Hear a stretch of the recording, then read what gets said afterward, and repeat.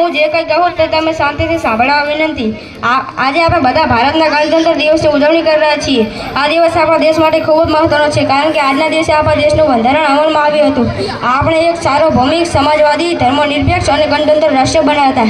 આઝાદીની લડતમાં આપણા શહીદોએ જે બલિદાન આપ્યું તેને આપણે ક્યારેય ભૂલી શકીએ નહીં। તેના બલિદાનના કારણે આજે આપણે આઝાદ અને સુખી જીવન જીવી રહ્યા છીએ।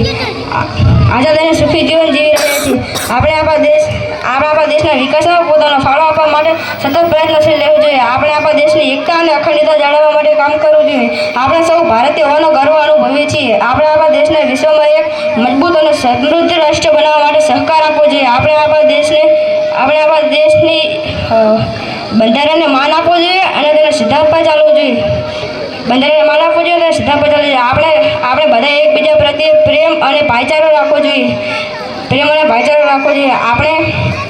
આપણે આપણા દેશની સેવા કરવા માટે તત્પર રહેવું જોઈએ। આજે આપણે નવા સંકલ્પ